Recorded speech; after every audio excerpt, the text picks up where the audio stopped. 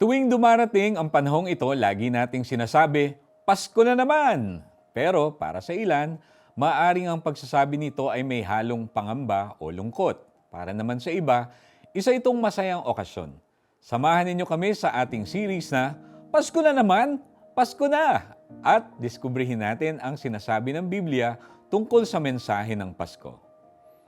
What's in it for me? Can you imagine Joseph's predicament? He was engaged to the woman he loves, only to find out she was pregnant. And he was not the father. Siguro, gulong-gulo talaga siya. Naghahanda siya para magsimula ng sarili niyang pamilya pero maglalaho na ata ang plano na yon. He probably asked the Lord too, Lord, bakit ganito yung nangyayari? I won't push through with the marriage because our engagement's already tainted by some other guy.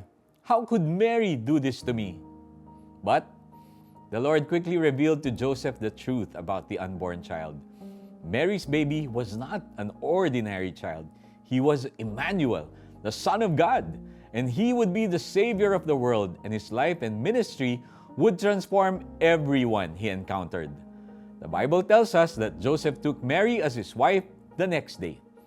Kadalasan, gumagawa tayo ng desisyon based on what is practical or logical.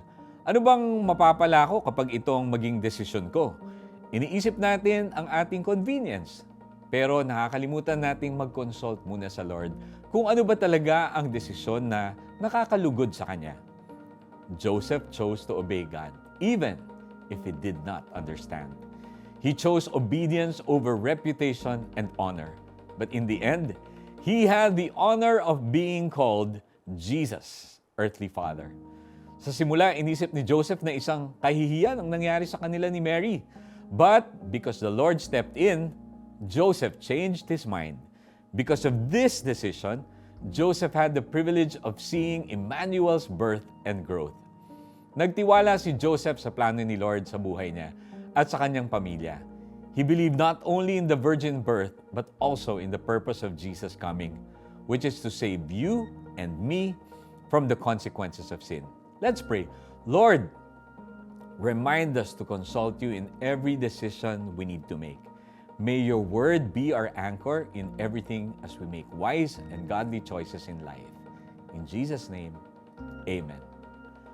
Have you made the decision to trust Jesus with your life? If you haven't, tap on the chat icon on the upper right to chat and pray with one of our counselors. Ngunit habang pinag-iisipan ito ni Jose, nagpakita sa kanya sa panaginip ang isang anghel ng Panginoon.